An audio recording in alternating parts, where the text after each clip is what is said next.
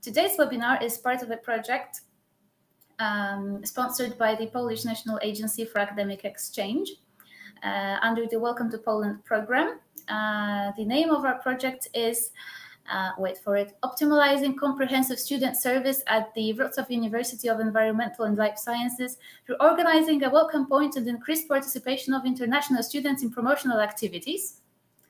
So thank you very much to the Polish National Agency for sponsoring our project, for making it all possible.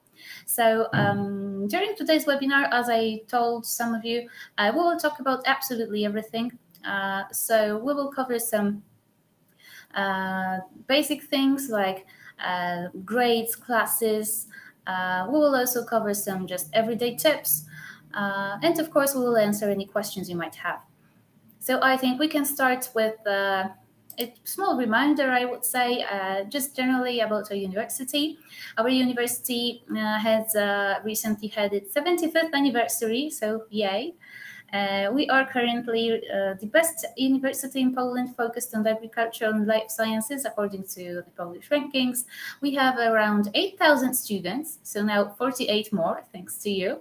There are 44 student research associations, 10 student clubs, various other organizations, creative groups. You are welcome to join any of them or start your own if you wish. There are also facilities for 20 different kinds of sports classes, from running to volleyball to water aerobics, so whatever suits you, it's all at your disposal. We also have many international cooperation agreements with Erasmus+, Fulbright, DAAD. So if you think you would benefit from some additional international experience, you are very welcome to contact either us or the international department of our university to see what's available.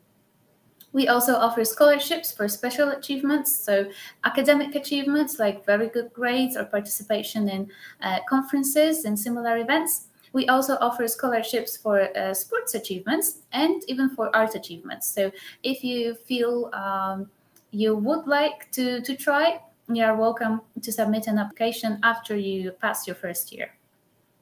And of course, what interests you the most likely, our veterinary medicine is approved by the European Association of Establishments for Veterinary Education, which means that your degree will be widely recognized in Europe and in other places in the world. You are one of some of our international students that were accepted this year. If you want to get to know other international students, if you want to hear about their experiences, you can find their testimonials either on our YouTube channel or on our website. Some of you may have already read it, but we have a series of articles, a series of podcasts with other vet students. So while you're preparing to start your own first semester, you can read and learn and listen what it was like for them, what they think, what was difficult for them, or maybe what was actually better than they were anticipating. So if you wish, the links are, of course, all clickable. I will send you the presentation later. You will be able to check it out if you wish. So now to the main part of our presentation.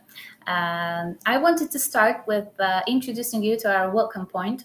So apart from the admissions office, we are also a welcome point for international students. So that means even on Monday, after you are officially not applicants, but actual full legal students, that doesn't mean you cannot come to the admissions office ever again. You're still welcome to use the services of our welcome point. You're welcome to use our services just to help you get by in your daily life, especially because the first semester and the first year can be quite challenging. It can be a bit daunting to try and do everything yourself. So if you have any problems at all, if you don't know where to go, you're welcome to come back to us to use our welcome point to help you deal with whatever problems you might have. So what we do, for example, we can help you with dealing with other departments of the university. If there are some communication problems, or if you don't know how to approach a certain problem, or if you don't know the procedure, you can come to us just to clarify. We can also give you some more information about the city, some ideas for things to do, places to see. Some of you are still coming to Poland this week, so if you don't know how to organize your travel, for example, you're very welcome to contact us for advice. And you will also have to do some official procedures. Some of you will have to get your diplomas recognized, others will have to register their address. So if you have any problems with that, of course, you're welcome to come to us. We can also help you with organizing health insurance, immigration issues, legalizing your stay in Poland, and we can show you some additional options for learning the Polish language and culture in the city. We are available Monday to Friday, 12 till 3 p.m. So the welcome point is always open during those hours. Either me or my colleagues will be there. If you want to get a specific person, it's best to make an appointment just to make sure we're not just out and about doing other things, but the welcome point is always available during those hours as a whole. The address is Plac Grunwaldzki 24A, room 138A. So this is the same room as the admissions office, just a different door. So now we can start talking about what's going to happen during your classes, what the classes are going to look like, what you can expect. Your first day of class is the 5th of October, so a Wednesday. I remember correctly, Wednesday. So some basic information. Again, all links are clickable, so you'll be able to come back to it later. The semester officially starts on the 1st of October and ends on the 28th of February. And the summer semester starts on the 1st of March and ends officially on the 30th of September. However, the classes will actually end in late June. Then you will have 2 weeks of exams, and then the summer holidays. So only those of you who need to retake an exam will have to come back to the university in September. The rest of you will be expected normally on the 1st of October next year. So the semesters are divided as I have just showed you, but always the last 2 weeks are the exam session. You can also find a link to the academic calendar here, so you can see your holidays, all days off, and plan your travel if you wish. Generally, attendance to class is mandatory. If you need to miss a class, it's possible, but it's best to check in with your teacher what to do if you will need to make up for it in some way, just to be safe, because missing too many classes will unfortunately result in failing the subject. So it's best to be careful with it. On your first day of class, you will also have the opportunity to talk to your lecturers. You'll find out everything about their classroom rules. So for every class, generally, it's best to follow that specific lecturer's guidance. You will also need to follow our study regulations. I linked them here. I know it's a lot to read, but please read just the basics at least. Just skim through it, just so you know what's going to happen, just so you know the rules of credits, exams, your rights, your obligations, and everything. Because when everything goes well, then it's perfect. But when something goes wrong, when you fail something, or when you have a problem, you will need to solve it according to the study regulations. So it's best to know what's there. When it comes to your classes, grades, credits, your lecturers and the dean's office will be the first points of contact. Your class will also get a designated tutor, so like an additional teacher who will be your guide for the whole class of students, who you are always welcome to come to in case you have any problems you don't really know how to solve. So this person will be there for you to help. You will also be transferred to the USOS system, which is the student system where you can see all of your classes, final grades, or your lectures, the syllabus. You will also have your individual bank account number there to pay for your fees. So your accounts have already been set up. We're just now waiting for your student emails to be activated. So once that's done, the dean's office will send you information on how to use it and how to log in. You will also get signed up for the library on welcome day, so you also have your account there. And I've also linked all syllabuses and reading lists, which are available on our website. So each syllabus has a few parts. So first it shows, for example, how many hours the subject's going to take, how many ECTS points it's worth, the reading list, the requirements, the topics that will be covered. So it's really good to familiarize yourself with it.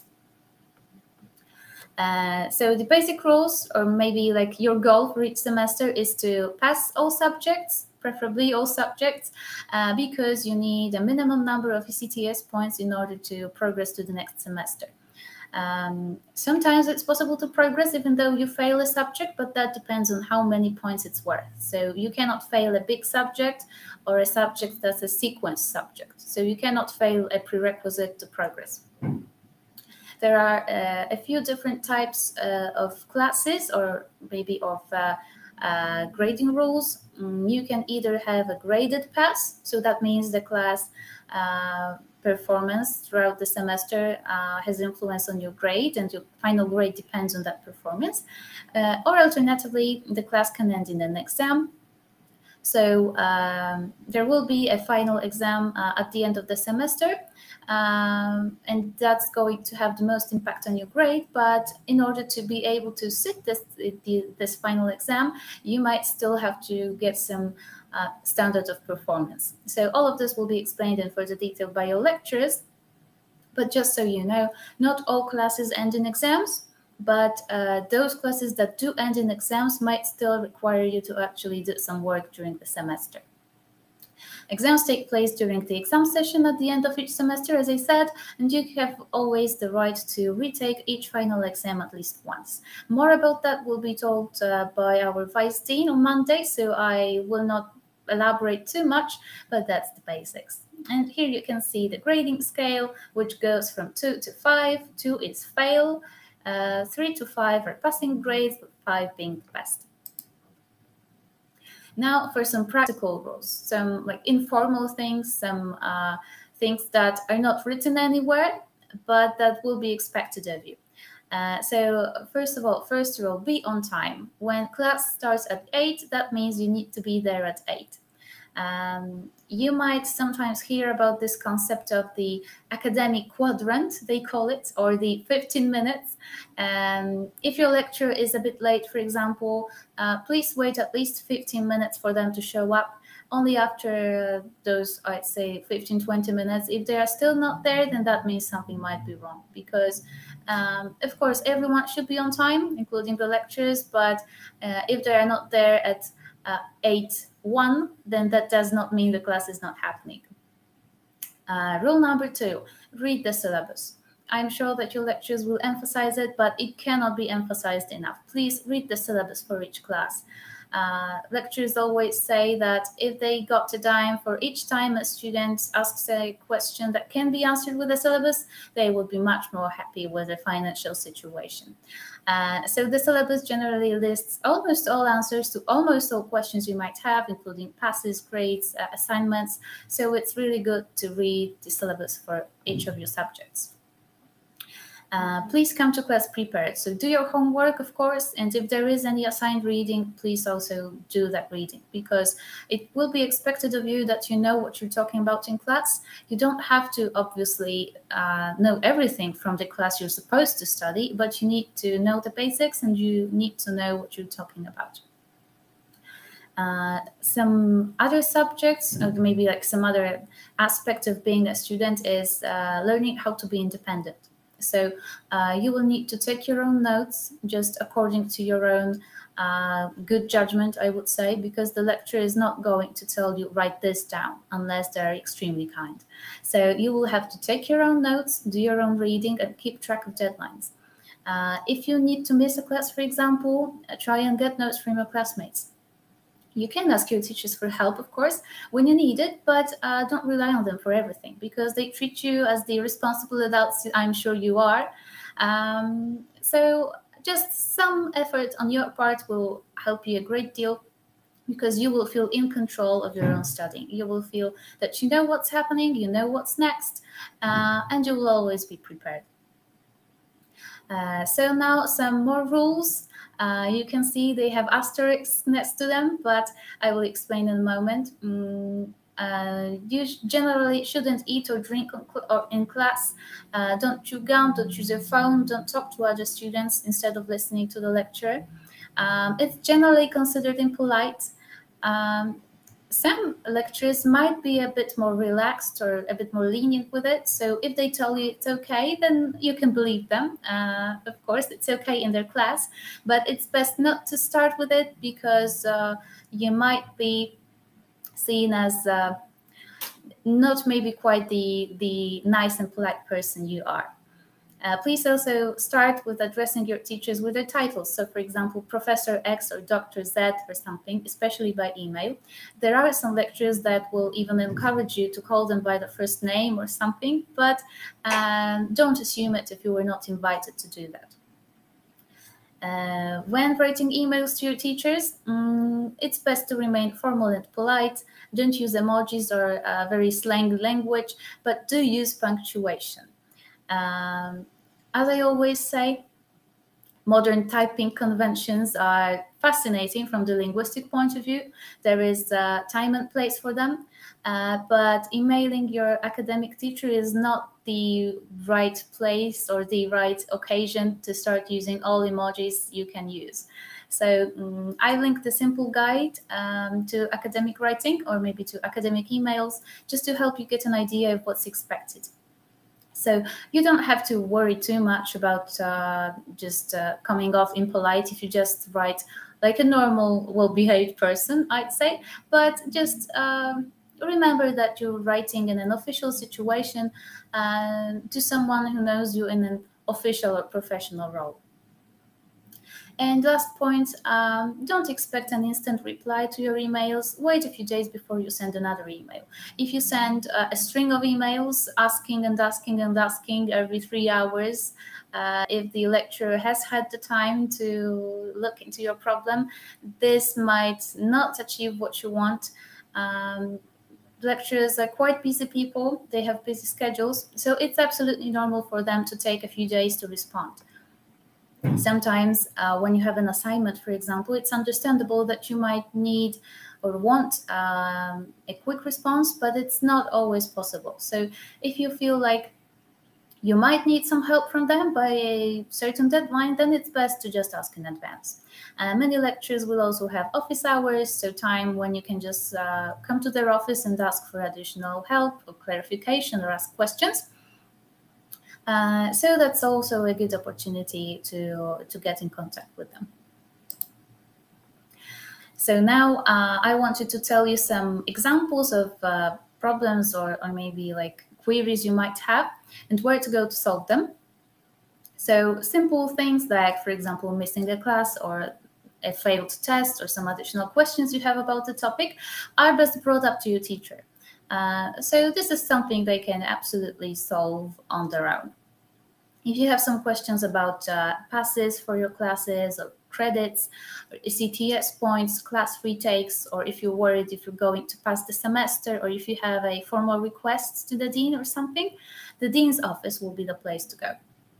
If you need a certificate of attendance, or if you want to know something about payments for the second semester and later, the dean's office is also the place. If you have any problems or questions about accommodation, scholarships, student societies, is the Student Affairs Center. For sports, of course, we have a Center for Physical Education and Sports. If you would like to meet other VET students to learn more about some international opportunities, additional activities, we have a few societies for that, so I've also listed them here. And if you would like to do some research with other students and lecturers, if you have some special interest in certain topics, you're welcome to take a look at the student research clubs and decide if there's one you'd like to join. And now there are some other types of problems you might have, hopefully not, but if you do have any problems with conflicts with other students or with staff, if you experience any kind of bullying, harassment, discrimination, anything like that, please know that there are people who will be willing to help you. You can contact your class tutor or the dean's office, or if not, or if you somehow have a problem with them, then you can contact the vice rector for student affairs. If you have any special needs, any kind of disability, or I don't know, any kind of learning difficulties, you can contact the Dean's Office or the Support and Accessibility Center for special accommodations. We also have a rector's proxy for the disabled, so in case you need it, they're all there. We also offer psychological support. It's not exactly therapy, it's more like counseling, so more like crisis interventions. If you do need it, the Support and Accessibility Center can also offer that, also in English.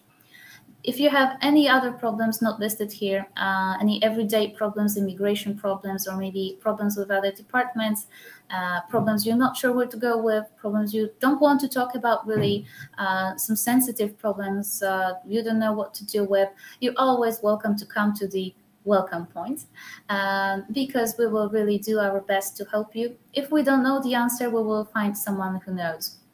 So the welcome point is really a place where you can basically ask for help with anything, with no judgment, no prejudice, and just with your best interest at heart. So now that we are done with this part, we can talk about some practical information. So now we're going to talk about things that are actually going to be useful to you in those few days at the university when you don't know yet where to go, what to do. I've listed here links to a few, I think, quite useful resources. There is an interactive map of the campus on the website where you can just find all the buildings. There is also a list of building numbers with their addresses, because sometimes someone might tell you, for example, come to building A2, but you don't know where that is. So building A2 is 25 Nervida Street, the main building, which is the kind of information that's listed in the link. I have also included the link to our staff search. So there you can find all staff members of the university with the contact info, so where they work, their email address and phone number. And also you can see all units of the university, so all kinds of departments, institutes, offices, all things like that. Sometimes if you don't know where to go, you can just check if there is a unit that sounds like it might actually work with the things you're worried about. So now some formalities. The first formality I think that many of you will be doing is temporary residence registration. So you need to register your address in Poland. For non-European citizens, it's within 4 days of arrival. For European Union and the European Economic Area citizens, it's 1 month. So when you do that, you will also receive a PESEL number, which is kind of a citizen evidence number that can be useful, for example, when doing some healthcare-related things or signing an employment agreement or renting an apartment. So it's worth to have it. Of course, if you are a European Union citizen or a European Economic Area citizen, you're not asking for permission to stay in Poland or anything. You're not asking for a visa. You're not asking for the residence permit or anything. That's just to report where your address is. Polish people have to do that as well. So it's just to officially register your address. For most of you, that's going to be the dormitory. Those of you who currently came on student visas might be interested in getting the temporary residence permit. So before your visa expires, you can choose to either return home and apply for another visa or apply for the residence permit in Poland. I've included a link with more information about that. So until your visa expires, you're free to stay for the duration of your visa. Before it expires, you can apply either for another visa or for the temporary residence permit. You will also need health insurance. International students are really greatly encouraged to sign an agreement with the Polish National Health Fund, because that gives you access to all healthcare in Poland for the price of approximately, I guess, 15 euro. So it's really worth it. Those of you who are European citizens who are insured in another European country will need the European health insurance card, which is either free or very cheap in all European countries.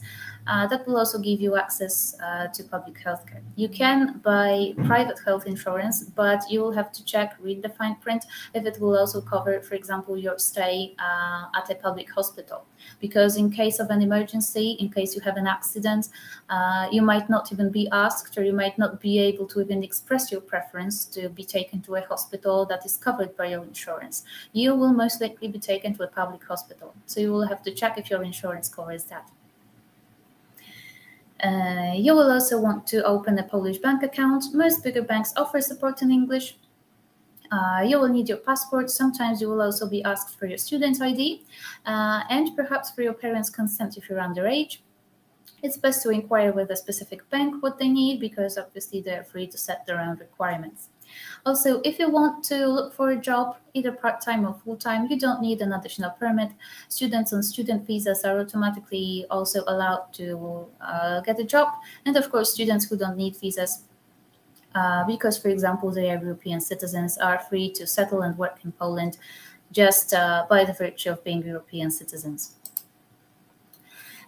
Some of you have still not yet arrived to Wrocław, so I wanted to tell you something more about public transport, especially for those of you who haven't had the opportunity to use it yet. When you get your ID, which should be on Monday, you will be able to activate it as an urban card, which will hold your digital tickets. It's going to, you can fill out an online application form and then come in person to the building next to the admissions office. In order to have your student ID activated, the student ID will hold your digital tickets for public transport in Wrocław, but it will give you a discount all over Poland. The discount is usually quite good, even around 50%, so it's best to wait with buying any longer tickets until you get your ID. You can buy tickets on trams and buses, or at ticket machines and at bigger bus stops, also using the Urban Card app. There is also the Jak Dojadę app, which is great for planning a journey by public transport. And you can also rent bikes and electric scooters around the city, just in case you want to complement the public transport system. Some things that are also important to remember about is that most institutions in Poland work Monday to Friday. So most offices, for example, will not be open on Saturdays. Most shops are also closed on Sundays. There are also some holidays you need to remember about, when even businesses that are normally open may be closed just for the occasion. So examples of such holidays include the New Year, Epiphany, Easter, which the next year will fall on the 9th and 10th of April, the 1st of May, which is Labor Day, the 3rd of May, which is the 3rd of May Constitution Day in Poland, a national holiday, the 20th of May, the 8th of June, the 15th of August, also the 1st of November. The 1st of November is really big in Poland. If you stay here around the 1st of November, you might actually see huge crowds going to and from graveyard cemeteries to pay their respects to their past members of the family and friends. So if you want to, or if you need to travel around Poland, for example, around the 1st of November, it's best to plan it a bit more in advance or a bit after, because there might be crowds on the roads and in the city. Some international students are actually quite shaken by it the first time they see it, because they just see this huge crowds of people lighting candles on graveyards and everything, and it's just not something they see at home. So you might be prepared for that. The 11th of November is Independence Day. So again, a holiday. The 24th of December is Christmas Eve, which is not technically a holiday, but most businesses close early. And also the 25th and 26th of December is off because it's Christmas. So those are the most important holidays when you can expect things not to work as they do usually. I also wanted to tell you that there are some occasions when, for example, on the 1st of August, which is the anniversary of the Warsaw Uprising, when alarm sirens are blared as a sign of respect for the occasion, and also as a test of the alarm system. So especially nowadays with what's going on around the world, you might be a bit alarmed by those sirens, but they do not mean any danger. It's just a routine thing that tests the system and also signifies this important historical occasion. So you can expect it, for example, on the 1st of August, if any of you stay here. Perhaps also, for example, on the 11th of November. Generally, it's nothing to worry about. And now the last part, I wanted to tell you something about Poland and the city of Wrocław. Some of you have already been here, some of you have just come for the first time. So Wrocław is the 4th biggest city in all of Poland and the biggest city in the western part of Poland. It's the capital of the province of Lower Silesia. There's also the province of Upper Silesia to the east, so these two are not the same. There are 12 islands in the city and over 100 bridges. This is why it's nicknamed the Venice of the North. The main river is the Oder, or Odra. There are 5 main rivers in the city, all in all, but the main one is the Oder. There are over 200 bars, clubs, restaurants just around the market square. There are also many events, festivals that cater to every possible taste. Wrocław is actually quite known for its cultural offer, for all the events that are happening. So if you feel like you want to do something, you can just check, for example, in the link I gave you, what's happening around the city and choose where you want to go. Wrocław is also known as the meeting place. It has been known as that for the past, I think, 15 years. It's a city that's young, dynamic, diverse, where everyone can feel welcome. And I feel especially us at the Welcome Point really want to make this slogan true. The city is home to over 100,000 students, many of them international, so hopefully you will find many, many interesting people from many places, many walks of life that you will be able to share this time with. There are also some additional supports, resources for international students. Apart from what we offer at the university, I've also included links to the Raw Migrant Guide, for example, which is a fantastic website really with all possible things that can be useful to people moving to Wrocław. They also have info points around the city where you can just go and get a consultation. There is also Mr. Bartłomiej Ciążyński, the advisor to the mayor of Wrocław for tolerance and counteracting xenophobia. So if you encounter anything like that at all, if you have any problems with it at the university, you can also turn to him for help. So many countries also have the consulates or honorary consulates in Wrocław, for example, Germany, India, Norway, Slovakia, Sweden. I've also included some additional links you can check out just for some additional information. And lastly, I've included some resources to learn more about the Polish language and culture for those of you who want to. Of course, all of you will have Polish language classes starting from your 2nd semester, I think, and some classes in Polish culture just to help you feel more at home, to make it easier for you to get around the city, just to live your life, basically. But, you know, there are always some more resources. Foundation Ukraine is especially great. It's not only for Ukrainians. They've been working for at least the past few years. Their website is very informative. You can take a look there. I've included links to their articles about useful apps and websites in Poland, and also about some psychological aspects of moving to another country. Some of you might not be aware of it. Some of you might already be feeling it. But moving to another country is not easy. It takes a toll on you, not only just physically, but also psychologically. Some of you might start with rose-colored glasses. You might love absolutely everything, only then to, in a few weeks, just absolutely crumble under the weight of the reality of it all. You might start feeling sad, lonely, even angry or frustrated. There are many strange people around speaking a strange language. Some of them don't understand you. You don't understand them. It can make just regular, usual things a bit problematic, a bit difficult to deal with. You might start having thoughts like, I would have to deal with that at home, or I hate it here, or something. And that's completely normal. Most people go through that. The thing is that you just have to remember that you have to find your people here. You have to find your own support network. You have to make friends.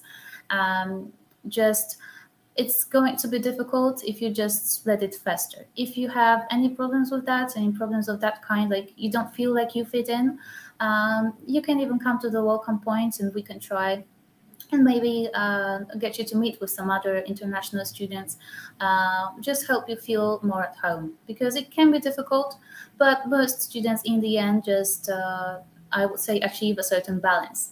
Moving here to Poland doesn't mean you have to love everything. You can hate some things, like some things, love some things, but then prefer some things at home as well. So I just wanted to let you know about it, because some students don't expect it at all. But even if you are from a country nearby, even if you are, for example, from Europe or something, there are still some cultural differences that can be shocking to you, and also just the unfamiliarity of it all will make it difficult. But I promise you that it's really worth it.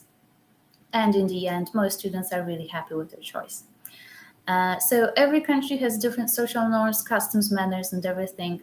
Things that are normal to you at home might not be normal to people here, or things that people do here might be absolutely frustrating for you. So often it's not malice, it's not any bad intentions, it's just a cultural difference, or sometimes even a personality difference that makes it a bit difficult. If you try to understand that, if you try to approach it with an open mind, setting in will be much easier. And some of you have also the luck, maybe, of not being the first international students from your home country here at our university. Many of you will have quite a big community. I'm looking at our Irish students especially, that will be there to support you. So if you have any problems, if you don't feel like, if you're homesick, if you're just not feeling well, please remember to also call your friends at home, call your parents, make friends here at the university. They are what's really going to make a difference in your experience. So I think that's it when it comes to the presentation. Now it's time for questions.